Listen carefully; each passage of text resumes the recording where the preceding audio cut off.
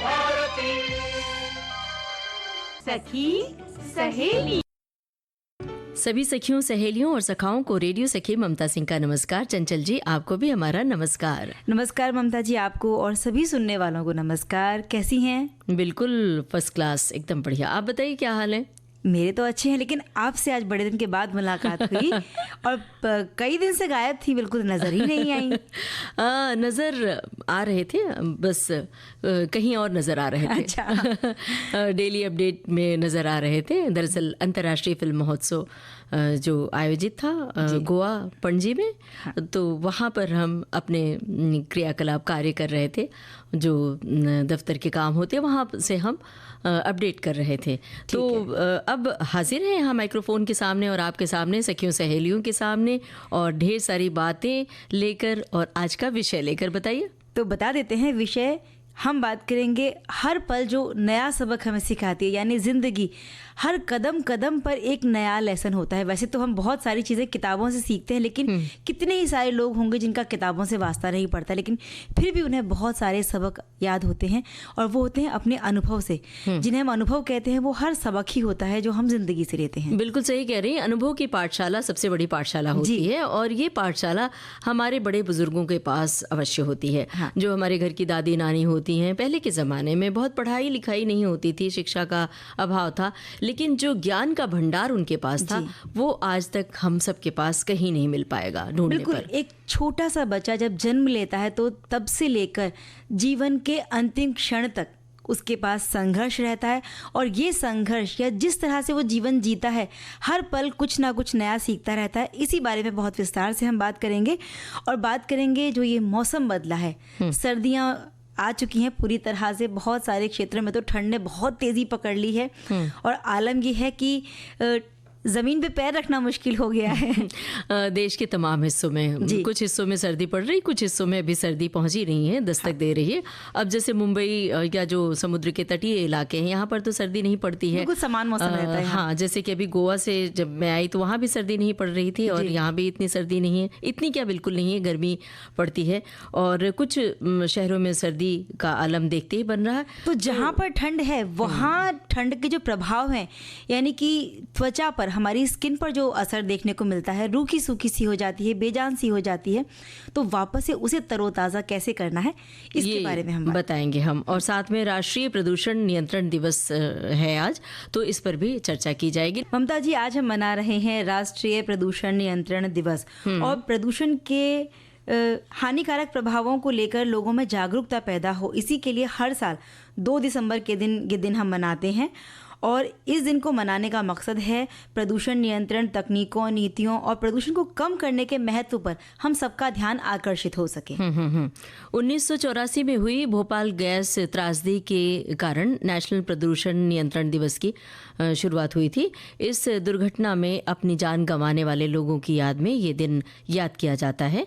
ये त्रासदी 2 से 3 दिसंबर 1984 की रात को हुई थी, जब भोपाल के यूनियन कार्बाइड प्लांट में मिथाइल आइसोसेनेट गैस का रिसाव होने लगा था। और जब ये हुआ था तो इस दुर्घटना में करीबन 5 लाख लोगों ने अपनी जान गंवा दी थी। ये संख्या कम ज़्यादा हो सकती है, क्योंकि आंकड़े जो बताते हैं वो हम बता रहे हैं। और ये त्रासदी उस समय तक ही सीमित नहीं थी, बल्कि आज भी इसके दुष्प्रभाव वहाँ देखने को मिलते हैं, और वायु प्रदूषण के दुष्प्रभावों को जानने की दृष्टि से भी ये दिन बहुत अहम है। जिस तरह से हम जब जापान में जो बम कांड हुआ था, वह जब वहाँ परमाणु बम गिराए गए थे, तो उसका असर आज भी देखने को मिलता है। इसी तरह से ये भी एक बहुत बड़ी त्रासदी थी जिसका असर आज तक देखने को वहाँ मिलता है।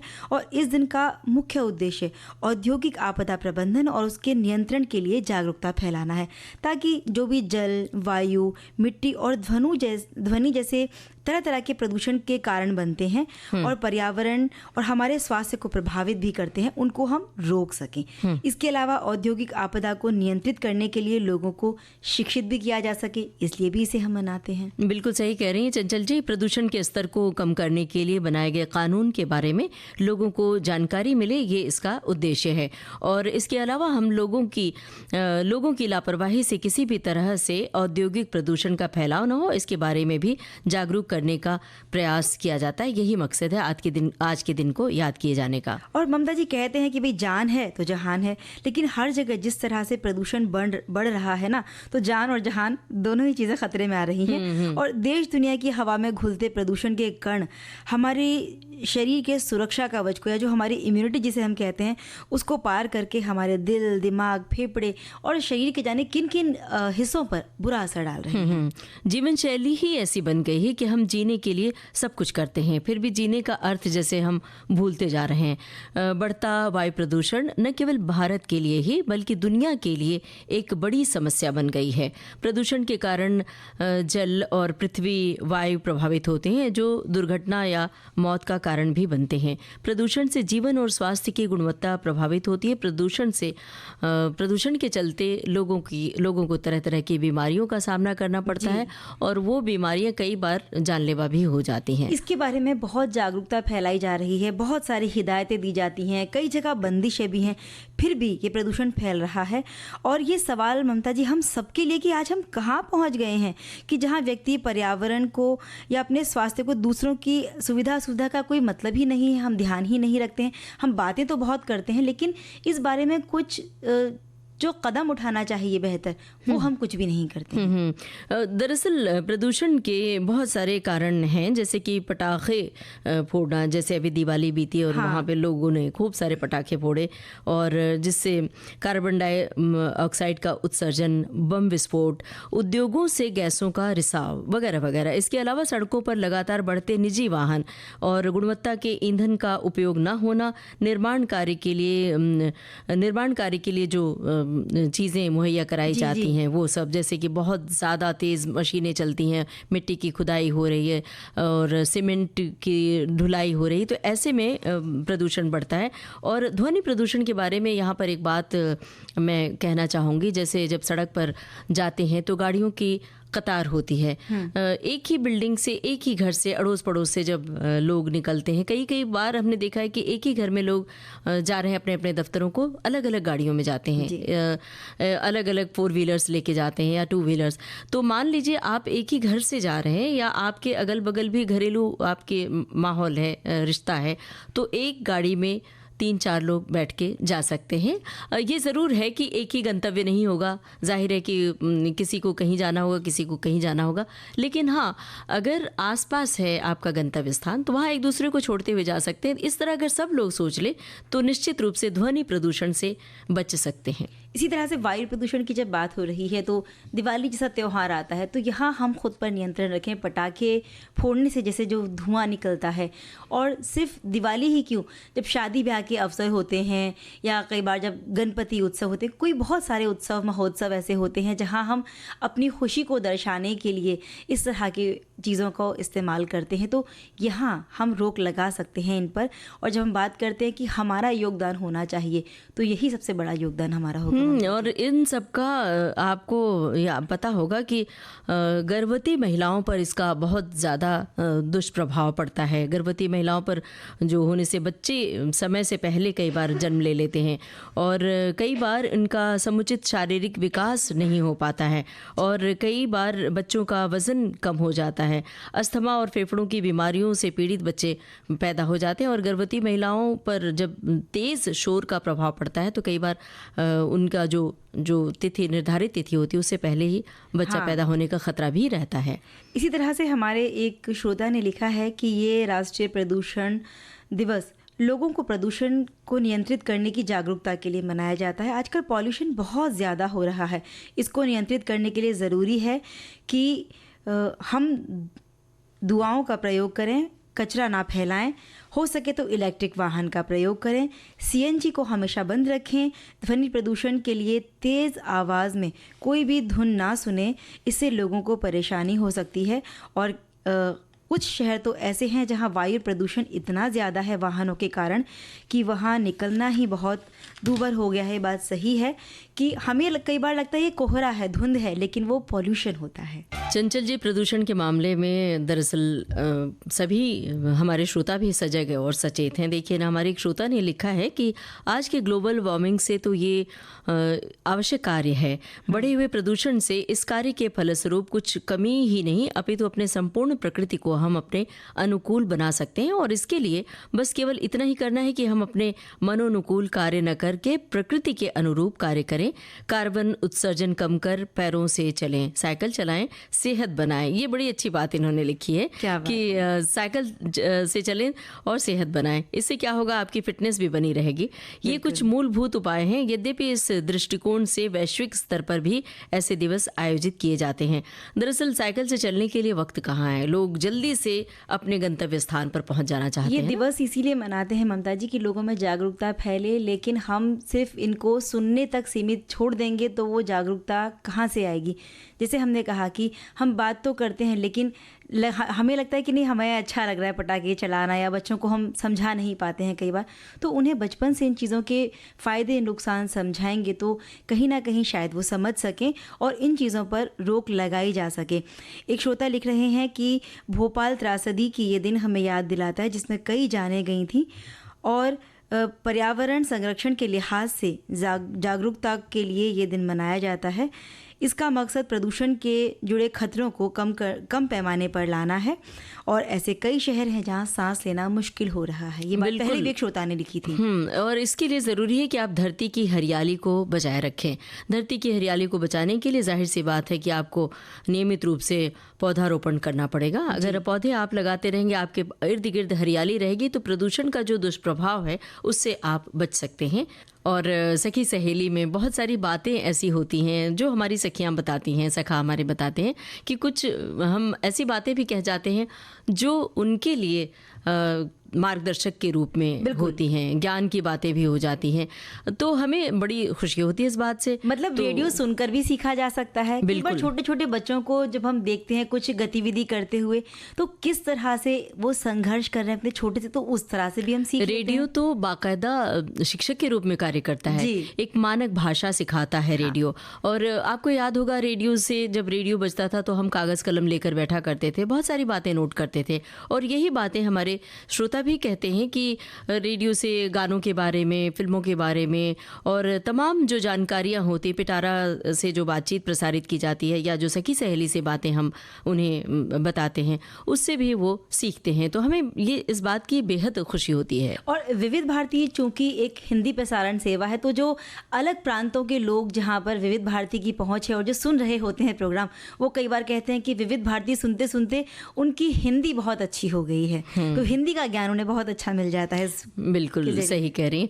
दरअसल होता क्या है कि बहुत सारी बातें किताबों में नहीं मिलती हैं, बहुत सारी बातें ज़िंदगी सिखाती है। हमारी पूरी ज़िंदगी जैसे एक सफ़र है जिसे पूरा करना हम इस दुनिया में आए हैं पूरा करने के लिए।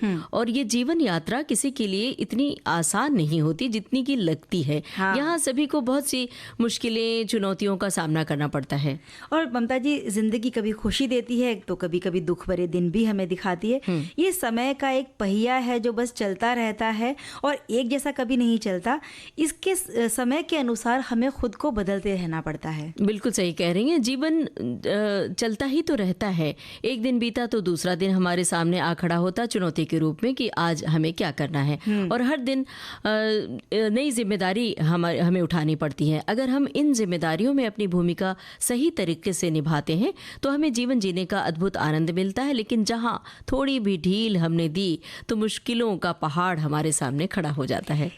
अल्बर्ट आइंस्टाइन की मुझे एक बात याद आ रही है। उन्होंने कहा था कि ज़िंदगी एक साइकिल चलाने की तरह है, अपना बैलेंस इसके लिए सही रखें तो ये आपकी आगे बढ़ती जाएगी।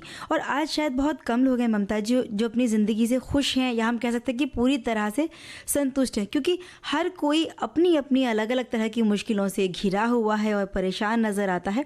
लेकिन ये ज़िंदगी इतनी परेशानियों के बावजूद जब सुख दुख के पहलू हमें तरह तरह के दिखाती है तो कोई ना कोई सबक सिखाती ही रहती है। बिल्कुल। और जब कई बार नया सबक सिखाती है, जैसे कि किसी क्षेत्र में आगे बढ़ रहे होते हैं और वहाँ पर कहीं असफलता मिलती है या कोई चोट लगती है तो निश्चित रूप से डिप्रेशन का कारण बन जाती है। ये बात मैं इस संदर्भ में कह रही हूँ कि इंग्लैंड के गांव में एक लेखिका का जन्म हुआ था, J.K. रॉलिंग।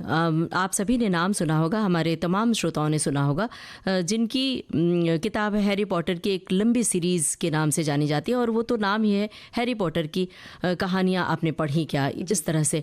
लेकिन उनके पीछे एक लंबा ऐसा पड़ाव है, तकलीफ़ों का और दुखद पड़ाव है, जिससे वो आगे बढ़ी। दरअसल उनके बारे में बता दें कि उनके खाते में 2 दर्जन किताबें आई और लगभग इतने ही प्रतिष्ठित पुरस्कार और सम्मान भी आए।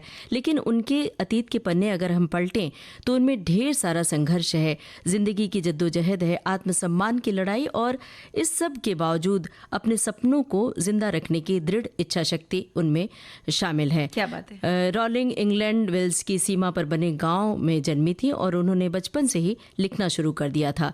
पर माँ की बीमारी और उनकी मौत से उन्हें तोड़ कर रख दिया था, लेकिन उन्होंने टूटने नहीं दिया, उसको अपनी कलम की धार बना ली। क्या बात है। हमारे एक श्रोता लिखते हैं, जिंदगी का हर पल कुछ सिखाता है, हर लम्हा एक नया सबक सिखाता है। मुश्किलें आएंगी मगर डरना नहीं, हर सुबह एक नया मौका लाएगी।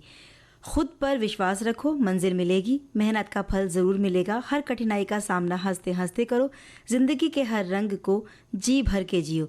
जो संघर्ष की राह पर चलते हैं वही अपने सपनों को सच करते हैं। क्या बात है। बहुत सही बात लिखी है। बात कर रहे थे हैरी पॉटर की सीरीज़ की। J.K. रॉलिंग जो इंग्लैंड की लेखिका है, इंग्लैंड के छोटे से गांव ब्रिस्टल में वे जन्मी थी, लेकिन उन्होंने अपने संघर्षों को एक नया आयाम दिया, कलम की धार दी। वो टूटी नहीं। उनकी माँ की जब मौत हो गई थी, इसी बीच जब उनकी शादी हुई तो शादी भी लंबे समय तक चल नहीं पाई, नौकरी भी उनके पास नहीं थी, रहने के लिए कोई ख़ास जगह भी उनके पास नहीं थी। लेकिन सिंगल मदर रॉलिंग डिप्रेशन में भी चली गई थी, यहाँ तक कि उन्होंने सुसाइड करने की भी कोशिश की थी। लेकिन जो हालात थे उस हालात से उसके बाद उन्होंने लड़ना शुरू किया, और जब लिखना शुरू किया तो उनकी कहानियाँ और उपन्यास लोगों के लिए ख़ास हो गए। और उनका पहला उपन्यास जब 1997 में आया तो प्रकाशन के बाद बाकी दुनिया का ध्यान उन पर गया, और फिर वो एक बेस्ट राइटर के रूप में, सर्वश्रेष्ठ लेखिका के रूप में जानी गई, और बेस्ट सेलिंग नॉवेल की सूची में हैरी पॉटर का नाम शुमार हुआ। तो ये कहने का मतलब है कि ज़िंदगी से अगर हम टूट कर कहीं हार कर बैठ जाएंगे, कोने में उदास होकर रोते रहेंगे, तो ज़िंदगी और तोड़ेगी। लेकिन ज़िंदगी को धता बताकर अगर हम आगे बढ़ेंगे तो ज़िंदगी को हार मानना पड़ेगा। बिल्कुल। कई बार हम ऐसा कोई गाना सुन लेते हैं, ऐसी कोई जीवनी पढ़ लेते हैं, ऐसी कोई किताब हमारे हाथ लग जाती है तो उसे पढ़कर हमें प्रेरणा मिलती है, और अपने उस जो भी मुश्किल दौर से हम गुजर रहे होते हैं उससे उबरने के लिए वो बड़ी प्रेरणा का काम करता है। और ऐसी ही एक विदेशी महिला हेलन केलर भी थी जो मूकबधिर और दृष्टिबाधित थी, और उनकी टीचर थी एनी सुलिवन। सोचिए कितना संघर्ष किया उन्होंने एक ऐसी छोटी बच्ची को सिखाने के लिए, पढ़ाने के लिए, और हेलन केलर ने बाद में इतना नाम कमाया। उन्होंने भी स्नातक किया और बाद में उनकी पुस्तकें भी बहुत बड़े पैमाने पर लोगों ने पसंद की जो उन्होंने लिखी थी, और अपना संघर्ष भी उन्होंने लिखा था इन पुस्तकों में। तो कहने का मतलब यही है कि जीवन में समय का बहुत बड़ा महत्व है और समय की कीमत भी हमें समझनी है। कोई भी पल हमें यूं ही गंवाना नहीं है, और हम जो भी कुछ पूरा करना चाहते हैं उसमें पूरी तरह से अपने आप को झोंक देना है।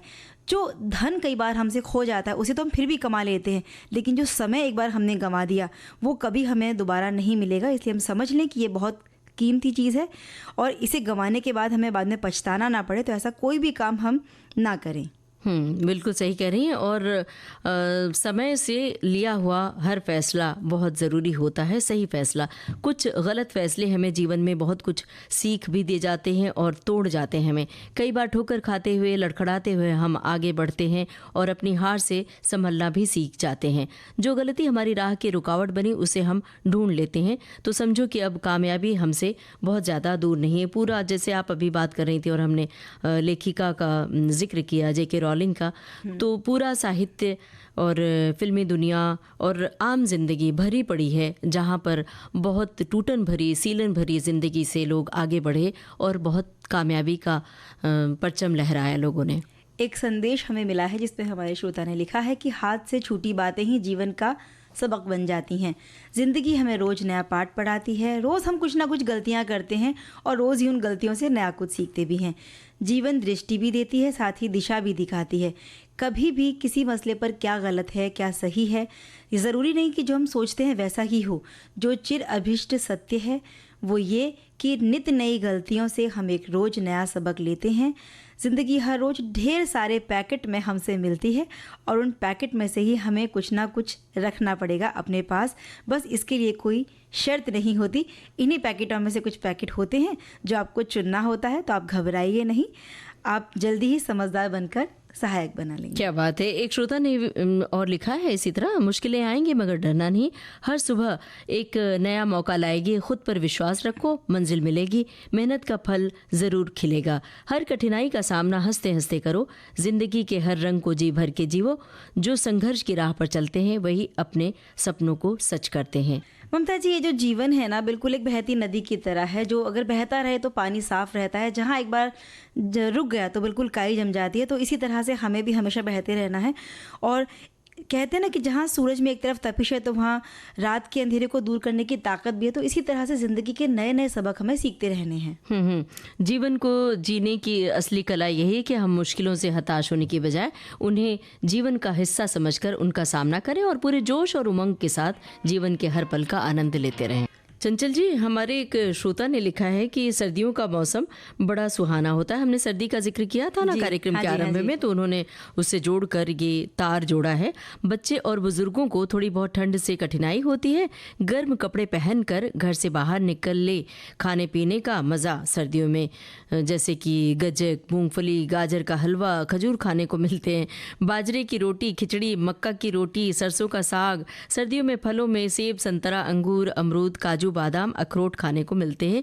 खाने पीने के मामले में सर्दियों का मौसम बड़ा अच्छा है। हमने तो स्किन की बात करनी चाहिए थी, अब ये यहाँ पहुँचा दिए। अब दरअसल ये जो लिखे हैं बाजरे की रोटी, खिचड़ी, मक्के की रोटी, अब तो ऐसा लग रहा है कि सारे के सारे श्रोता आज ज़रूर ये पकवान बनाएंगे, और आप भी, हम भी। बिल्कुल। लेकिन हम बात कर रहे थे त्वचा के बारे में कि भाई सर्दी के कारण जो त्वचा में रूखा सूखापन आ जाता है, हाथ पैरों में खुरदरापन, नाखून टूटे फूटे हो जाते हैं, होंठ और एड़ियाँ फटने लगती हैं। तो इन तमाम समस्याओं से बचने के लिए और त्वचा को वापस से मुलायम करने के लिए अतिरिक्त देखभाल की इसे ज़रूरत होती है। तो इसी के लिए एक बड़ा अच्छी सी चीज़ हमारी श्रोता ने लिखी है कि ग्लिसरीन और नींबू का रस, इन्हें सम भाग में मिलाकर रख लें और नहाने के बाद इसे लगाएं तो त्वचा खिली खिली रहती है। और सर्दियों से परंपरा चली आ रही है कि सरसों के तेल की मालिश की जाती है और उसके कुछ समय के बाद गुनगुने पानी से नहाना चाहिए, तो भी त्वचा मुलायम बनी रहती है। लेकिन पानी बहुत तेज़ गर्म ना हो, इसका ख्याल रखें, क्योंकि ये त्वचा की नमी को सुखाकर और ज़्यादा रूखा सूखा बना देती है। नहाने के बाद कोई भी क्रीम लगा लें, लोशन लगा लें, और जो सरसों का तेल की बात की वो तो पहले लगाया है, मॉइस्चराइज़र भी लगा सकते हैं। बिल्कुल। और हमारे श्रोता ने लिखा है कि स्किन की देखभाल अगर ना की जाए तो सर्दी में ब्रेकआउट, क्रॉनिक ड्राइनेस और स्किन पर पैचेस दिखने लगते हैं। सर्दी में गर्म पानी का इस्तेमाल स्किन की परेशानियों को बढ़ा देता है। ये बात तो अभी आपने भी बताई ममता जी कि बहुत तेज़ गर्म पानी से नहीं नहाना चाहिए, क्योंकि त्वचा की नमी इससे सूखने लग जाती है और इसीलिए तो सूखापन आता है हाथ पैरों में और सभी जगह पर।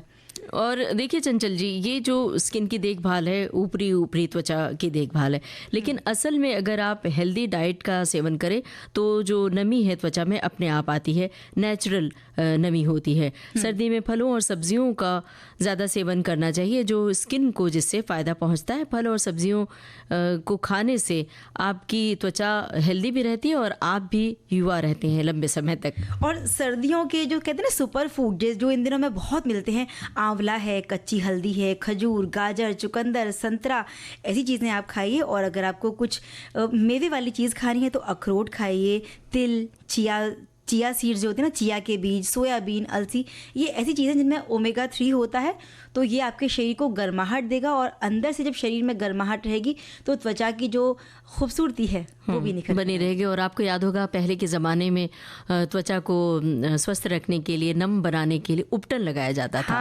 तो उपटन अगर रोज़ नहीं तो हफ्ते में एक बार भी लगा लें तो इससे क्या होता है कि एक तो रक्त का संचार होता है, तो इससे भी आपकी त्वचा खिली खिली रहती है, और दूसरे एक तरह से मसाज भी हो जाता है और सफाई भी हो जाती है स्किन की। आपको ज़रूरी नहीं बहुत सारी चीज़ें कहीं बाहर से लेकर आनी है। आटा, बेसन, ये चीज़ें घर में होती हैं। दूध की मलाई ले लीजिए, थोड़ा सा उसमें हल्दी डालिए और बस उसका उपटन बना लीजिए। ज़्यादा चीज़ें भी नहीं चाहिए। हाँ, और अब घड़ी की ओर देखिए चंचल जी, बिल्कुल वक्त नहीं है कि हम कुछ बोलें, बतियाएं या गाना सुनवाएं।